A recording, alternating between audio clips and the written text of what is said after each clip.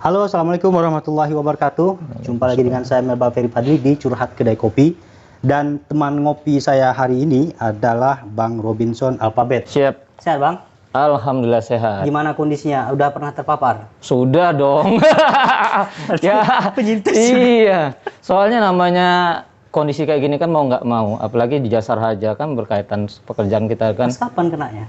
Pada saat saya masih di Bengkulu. Waktu itu kasus lagi tinggi-tingginya? Lagi tinggi-tingginya.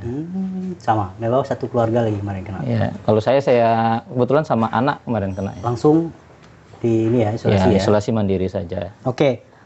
Baik, Bang Robinson ya? Robinson, Bang Robinson Alphabet ini adalah kepala bagian administrasi. Iya, betul. Di Jasara Harja Provinsi Riau. Cuman ada yang aneh nih, mungkin bukan saya orang yang terkejut mendengar ini. Panjang kali dikira.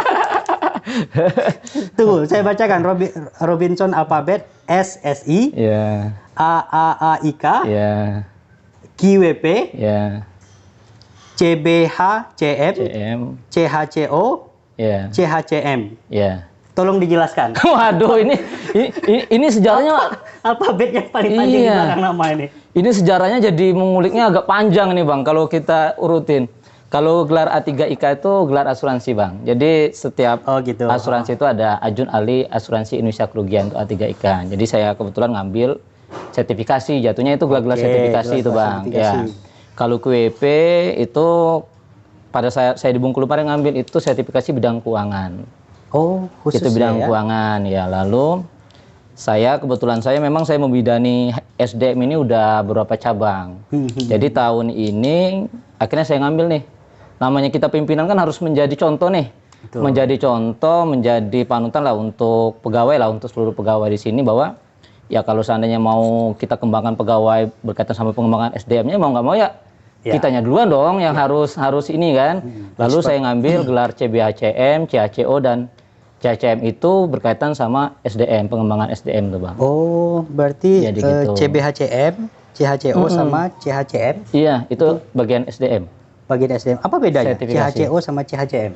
Kalau CBHCM itu, CHC itu tuh basicnya Bang. Jadi saya ngambil, kebetulan saya memang ngambil untuk yang basicnya ya. Basic itu bagian staffnya.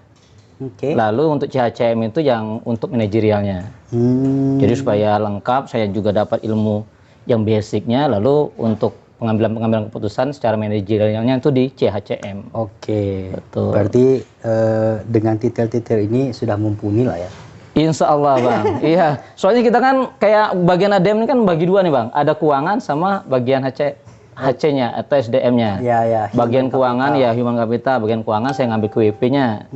Bagian SDM-nya ya kita ngambil sertifikasi di bidang SDM-nya supaya pada saat kita menduduki suatu jabatan tuh minimal ya sudah ada inilah bersertifikat lah. Bang, udah berapa lama di Jasara Harja? Kalau di Jasara Harja saya pertama kali masuk di Jasara Harja itu tahun 2009 Bang. Panjang lah ceritanya. Jadi 2009 saya kalau orang ngomong dulu di Jasara Harja dari awal benar dari dasar nih Bang.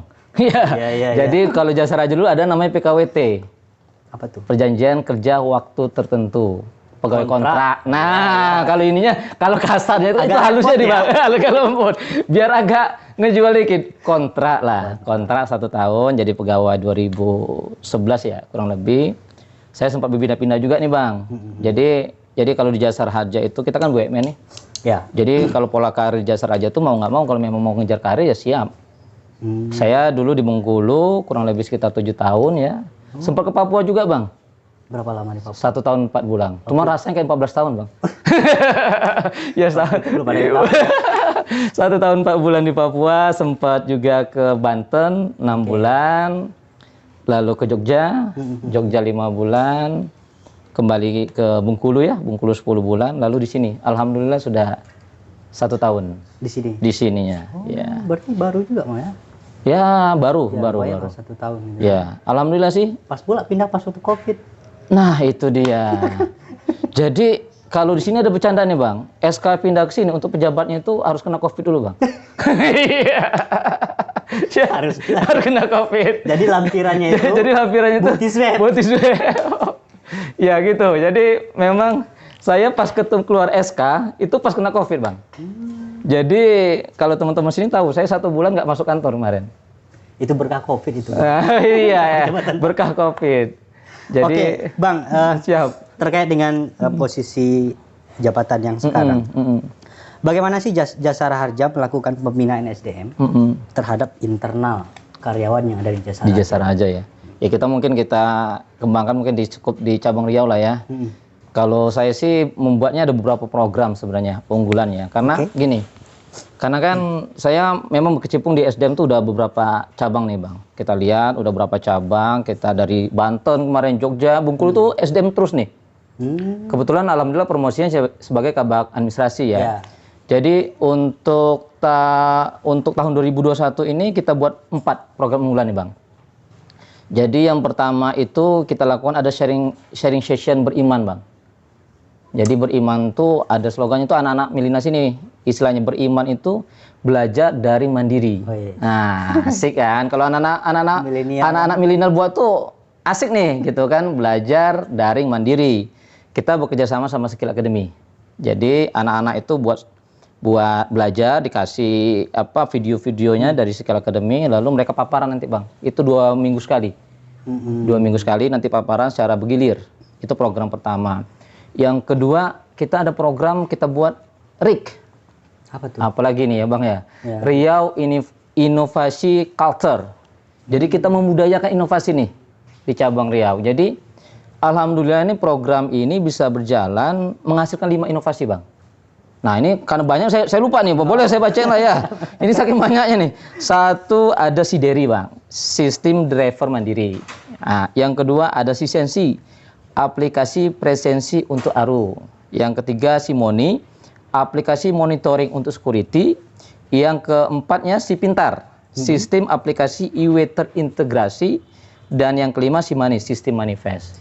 Bagaimana kontribusi sistem ini terhadap perusahaan ya? Ya. Jadi kalau sistem ini ada 3 sistem. Ini kebetulan kita ada dua bagian nih, bagian administrasi, bagian operasional ya. Di bagian administrasi ini Bang, kita dengan sistem-sistem ini kita melakukan ada penghematan biaya. Ada penghematan biaya nih, ada penghematan biaya, tentu aja nanti kan larian tentu ke perusahaan juga ya. Sedangkan untuk yang Si Pintar dan Si Manis itu di bagian operasional.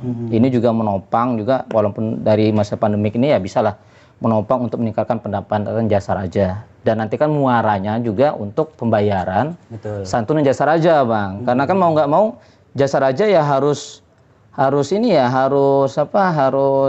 mengumpulkan uang nih untuk bisa membayar santunan ya. Santunan Jasara Harja ya. Gitu. Lalu digitalisasi itu memang sudah perlu dilakukan dan perlu dikembangkan untuk kondisi saat ini. Betul. Kita juga sebenarnya kita seiring juga program pusat ya, bahwa sebenarnya pusat pun juga sudah mengarahkan nih, ada namanya digital leadership. Bahwa juga para manajerial ini harus melek juga Bang digital, mau nggak mau. Karena pandemik ini aja Bang, pada saat kita di bagian SDM, kalau kita nggak kreatif, nggak jalan programnya Bang.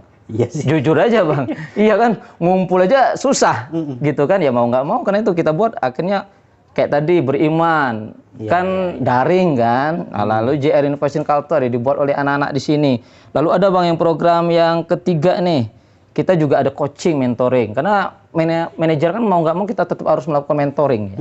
Coaching, menyiapkan kader-kader kita terbaik untuk pengembangan SDM.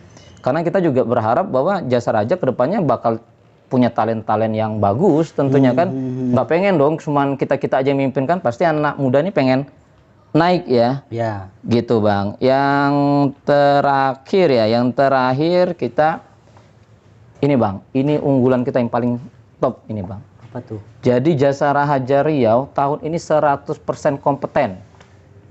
Jadi kita seluruh pegawai di cabang Riau ini kita beri sertifikasi.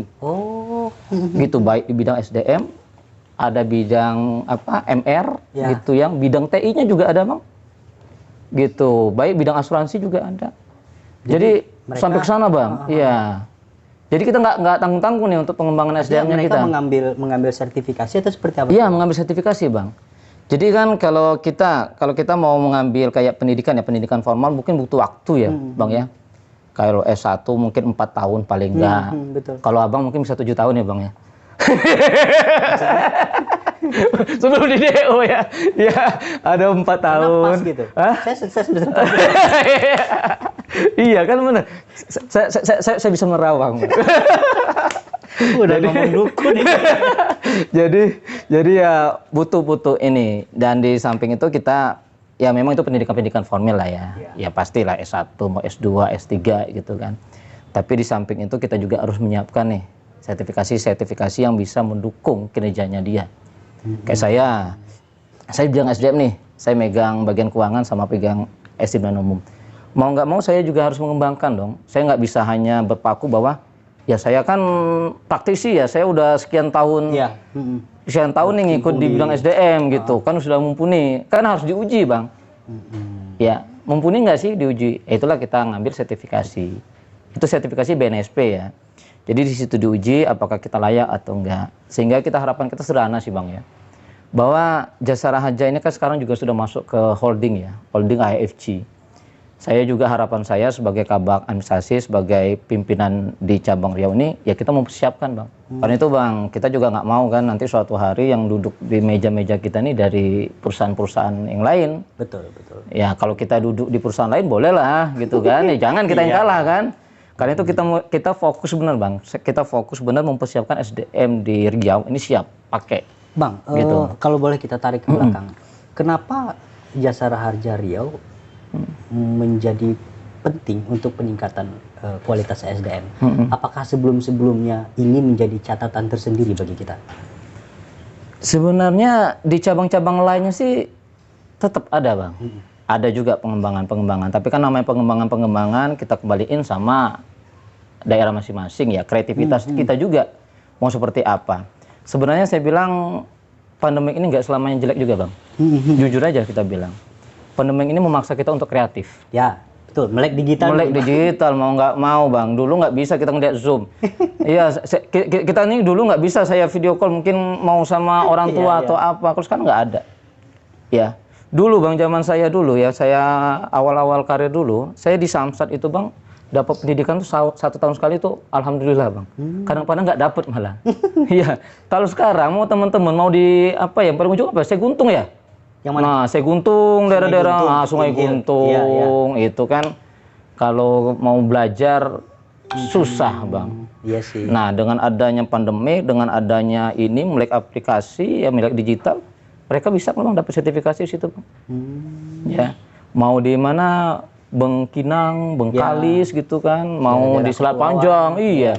Tetap Bang, semua pegawai Bang kita, karena itu tahun ini kita canangkan 100% kompeten pegawai kita. Jadi nggak ada satupun pegawai Jasara Harja yang nggak punya gelar bersertifikasi kompetensi.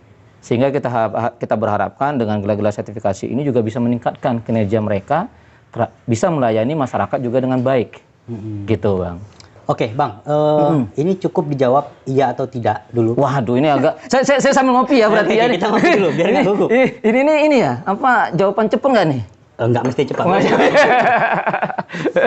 Siap. Pernah nggak ada karyawan kita di Jasara Harja yang terlibat narkoba? Kalau iya atau tidak aja? Oh iya atau tidak ya, tidak lah. Tidak. Kalau sekarang tidak. Yang pernah terlibat dalam kasus penggelapan uang mungkin? Kalau kasus penggelapan uang sih ya dulu ada ya, Bang ya. Zaman-zaman dulu ya, mungkin beberapa tahun yang lalu lah ya, Bang. Mungkin puluhan tahun lalu ada. Kalau sekarang sih udah nggak ada lagi.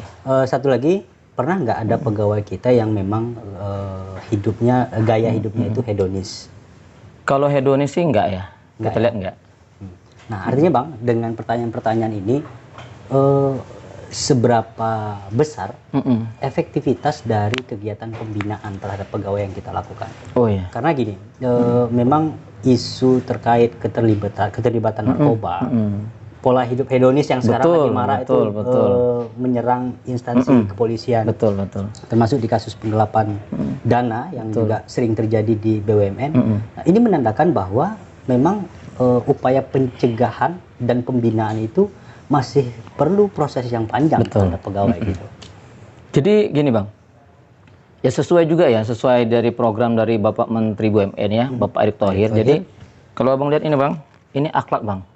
Wes. Oh iya, ini jargonnya BUMN. Jargonnya ya? Kita nih akhlak, core value kita akhlak. Situ ada amanah, ada kompeten gitu ya, ada harmonis gitu ya. Terus ada loyal, adaptif dan kolaboratif gitu kan. Yang pertama kali apa, Bang? Amanah. Jadi kita mau nggak mau ya jasara harja ya amanah. Bagaimana memegang peran itu ya, amanah yang diberikan, menjalankan itu dengan sebaik mungkin gitu ya. Itu dulu yang kita tanamkan, Bang.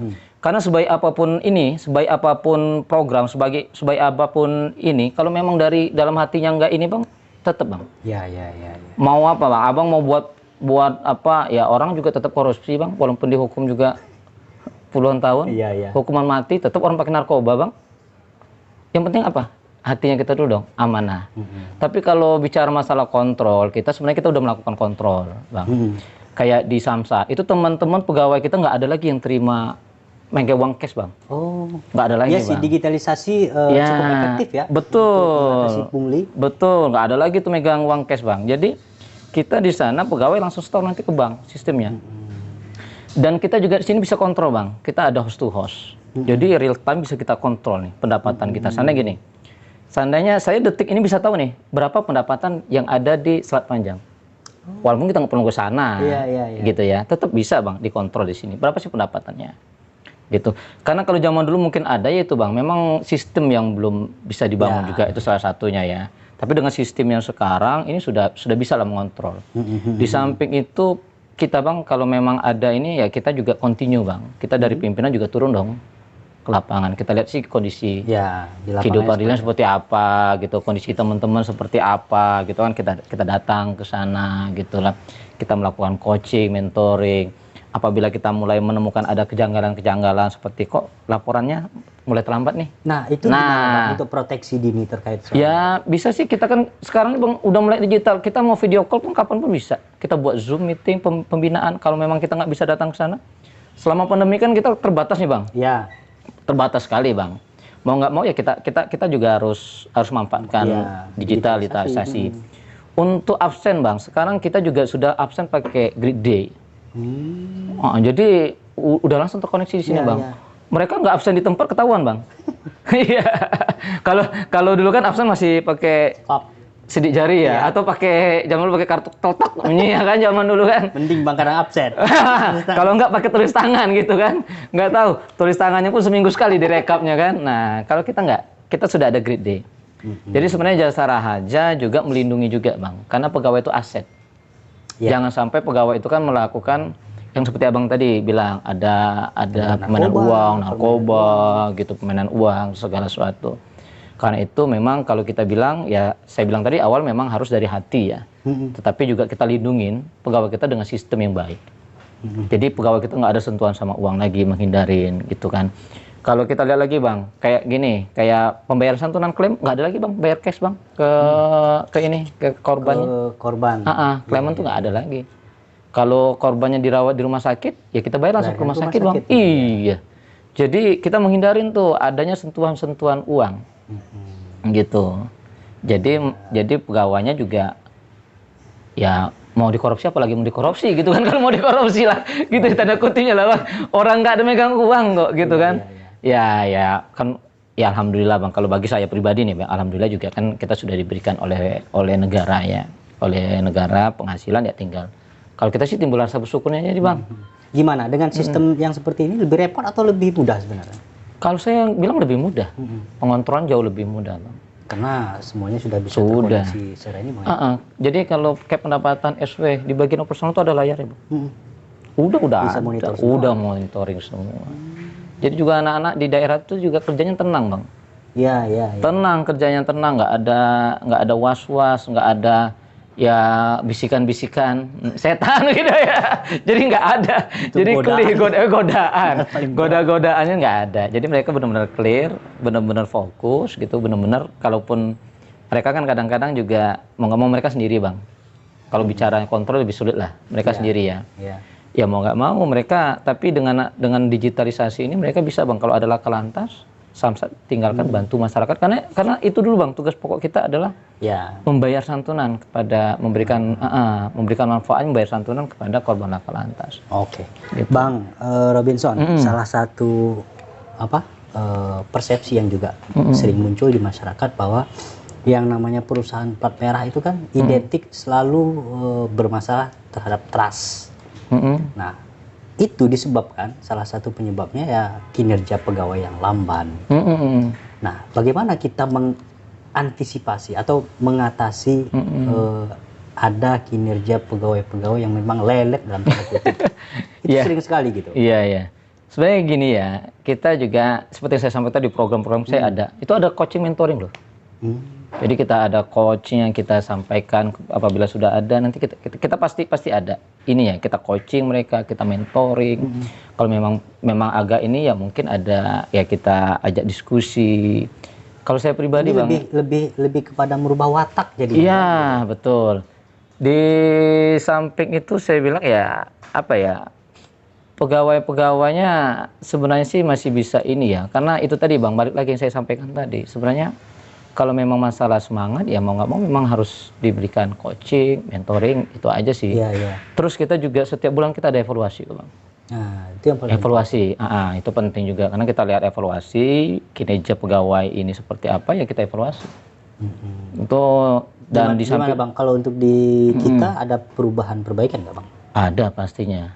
Saya bilang itu tadi Bang, yang tahun lalu mungkin inovasi-inovasi sulit Bang muncul. Karena mungkin ya, saya nggak tahu juga yang dulu seperti apa. Saya pikir sekarang juga anak-anak milenial kan suka sesuatu yang kerja tuh buat happy nih. Iya Bang ya. Jadi kita buat wadah-wadahnya kayak Rix tadi, Riau Innovation Carlton, membudayakan inovasi nih Bang. Jadi mereka membuat nih inovasi-inovasi dengan sendirinya loh Bang. Ide itu kan kalau ini termasuk ini Bang, yang kita nikmatin hari ini ruang kolaborasi ini. Ya gunanya untuk itu Bang. Membuka wawasan bahwa kita punya suatu ruang. Kalau orang dulu abang masuk ke kantor, mungkin tegangnya udah bukan main ya, kira-kira gitu kan. Iya, ini ada loh. Ini ada satu ruang yang bisa dimanfaatkan anak-anak milenial. Kan di cabang Riau ini 80%-an Bang itu anak milenial. Jadi treatmentnya beda dong Bang. Ya mau nggak mau harus kita treatmentnya kita sesuaikan. Gitu. Jadi mengatur semangat mereka salah satunya ini supaya semangatnya mereka tetap ada. Tentu juga harus ada Bang, harus ada award juga. Ya kita berikan lah. Ya itu penting, bentuk penghargaan. Karena sebenarnya simple Bang ya. Kalau karena saya megang beberapa SDM, sebenarnya kalau anak milenial itu bukan masalah money kata orang tuh bukan Bang. Pengakuan. Lebih penting pengakuan. Mereka diakuin di sana, diakuin kinerjanya dia, yang mungkin diberi pujian terhadap kinerja dia. Ya itu mereka butuhkan. Ya rewardnya itu Bang. Jadi bukan reward yang kita harus semuanya kita takar dengan uang, enggak. Sebenarnya dengan pujian kecil, mungkin traktir makan kan Bang. Iya sih. Iya, itu anak milenial suka gitu Bang. Jadi anak milenial anak milenial tuh nggak suka loh Bang diajak rapat itu di tempat yang tegang tuh nggak suka. Nggak kan yang tuanya. Iya, jadi rapatnya sekarang kayak gini, kedai ada tempat ngopi, gini, lebih fleksibel. Istilahnya kan sistemnya apa Bang? Kalau dulu istilahnya, kalau kamu tidak mau berubah, ya ada suatu sistem yang bakal merubah kamu gitu. Kalau kamu nggak mau berubah ya mati. Karena yang pasti itu kan suatu perubahan. Gitu. Bang, untuk jadi pegawai di Jasa Raharja susah nggak sih? Nah itu dia. Saya susah-susah enggak ya sebenarnya. Kalau sekarang Bang, ya bisa diomong Bang ya. Kemarin aja kita penerimaan untuk LBJR aja lah ada 80 ribuan itu Bang. Ya kita di sini se-Indonesia kemarin kurang lebih sekitar 30-an. Itu hanya LBJR ya Bang ya. Jadi kalau untuk pegawai resminya Bang ya, ya itu tuh diomong susah sih sebenarnya ya tergantung persiapan mereka juga ya. Pasti yang ya standar-standar aja deh Bang kalau persyaratannya Bang. IPK lah, ya IPK ya rata-rata ya di 275, tapi ya biasanya sih di 3 ke atas sih diambil lah. Berarti kita nggak sesuai kebutuhan. Artinya tiap tahun itu ada pembukaan atau pasti ada sesuai dengan kebutuhan Bang. Nggak tiap tahun juga kita buka enggak. Iya. Jadi sebagai informasi juga mungkin kita udah hampir 2 tahun ini nggak ada penerimaan pegawai. Kalau sistem sisipan kita ada Bang? Nggak ada. Nggak ada ya? Nggak ada. Misalnya ada yang kosong nih, yang nggak ada ya. Jadi sebenarnya kalau untuk penerimaan pegawai Bang ya, karena memang saya bilang saya dari bawah dan saya ngalamin semua itu dari bawah, jenjang karir juga dari bawah. Insya Allah kalau di BUMN Bang ya, saya nggak tahu, yang jelas di Jasa aja. nggak ada namanya masalah uang penerimaan pegawai, nggak ada. Nah itu kemarin sempat heboh tuh. Apanya yang tuh? Buka lowongan kerjaan, mengatasnamakan Jasara Harja, tapi dia minta uang.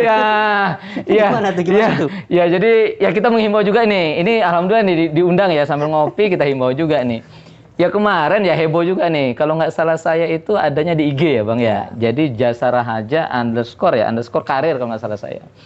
Jadi diceritakan sana, oh nggak ada pungutan apa-apa, bla bla bla bla gitu kan. Tapi ujung-ujungnya nanti minta uang juga tuh Bang, minta uang katanya untuk akomodasi ke sana gitu, tiket bla bla, nanti di sana diganti. Dan ini ada Bang, kemarin ada Bang sampai ke sini Bang. Nah itu juga, jadi saya juga menghimbau nih kepada teman-teman ya yang berada di luar sana, terutama Bang masa pandemik ini orang jadi buta. Semuanya karena seluruh pekerjaan ini sulit ya. Kita bukan sulit lah, dimanapun sekarang cari kerjaan sulit lah. Jadi pada saat sesuatu dibuka itu udah kayak surga lah ya. Iya, sudah ada peluang nih. Nah, itulah yang dimanfaatkan oleh oknum-oknum tertentu. Jadi biasanya kalau kita buka lowongan itu ada website resmi kita www.jasaraharja.co.id. Itu pasti di situ Bang. Di situ ya pengumumannya. Di situ pengumumannya. Kalau memang kita ada pembukaan. Lalu atau IG resmi kita Jasara Harja. PT, centang biru. PT _ Jasara Harja. Nah itu. Kalau yang untuk di Riau-nya Jasara Harja _ Riau. Itu yang resmi-resmi itu Bang. Jadi jangan sampai nanti. Dan saya juga kalau seandainya memang ragu. Dan saya pastikan nggak ada penerimaan, nggak ada uang Bang. Pungutan nggak ada. Saya jamin nggak ada. Karena saya ngalamin Bang, nggak ada sama sekali. Dan kalaupun nanti diterima dan harus pendidikannya ke Jakarta, itu sudah dikasih Bang, ongkosnya Bang. Dari kita ya? Dari kita. Itu gimana ceritanya kok bisa ada yang ini? Maksudnya gini, untungnya kemarin dia coba konfirmasi. Iya benar, untungnya dia konfirmasi kemarin Bang. Jadi ya itu dia Bang, kita edukasi lah. Kalau memang ada informasi, nggak hanya di Jasara Harja aja lah ya. Kalau memang ada penerimaan di BUMN-BUMN lain, tolong dikonfirmasi kembalilah. Kalau khusus di Jasara Harja, kalau teman-teman nggak ada di Pekanbaru, umpamanya ada yang di Rengat, di daerah tuh Bang. Jasara Harja kan ada seluruh wilayah Bang. Datang aja ke Samsat. Petugas kita kan ada di Samsat tuh. Tanya aja di sana, ada nggak sih penerimaan? Gitu Bang. Jadi, ya itu saya bilang. Jadi saya bilang sih konfirmasi langsung aja sih. Ya konfirmasi langsung ke kita atau mungkin DM boleh. DM ke ini kita. Cuman saya pastikan satu Bang, nggak ada pungutan. Itu dulu deh. Memang jadi marak ya kayak gitu. Iya, kalau ada pungutan pasti bukan penerimaan. Di Jasara Harja gitu aja deh. Kalau memang ada penerimaan minta uang, baik kecil, apalagi besar Bang, itu nggak ada. Ya kalaupun ada, pokoknya seluruh biaya itu ditanggung Bang. Nggak ada. Itu aja kita pastiin nggak ada. Penerimaan clear. Thank you Bang Robinson. Siap. Robinson kan? Robinson Alphabet. Robinson. Agak aneh ya. Dengan makanan Riau sudah populer? Itu dia Bang, ini perut aja nih sampai ini gara-gara makanan Riau nih Bang. Tapi yang jelas Riau nggak ada masalah asik. Ya, enak banget, enak banget lah. Oke, itu tadi perbincangan saya dengan Pak Robinson. Terima kasih kepada kawan-kawan telah menyaksikan video ini sampai habis. Sampai jumpa lagi di Curhat Kedai Kopi selanjutnya. Saya Melba Firi Padli. Assalamualaikum warahmatullahi wabarakatuh. Waalaikumsalam. Oke.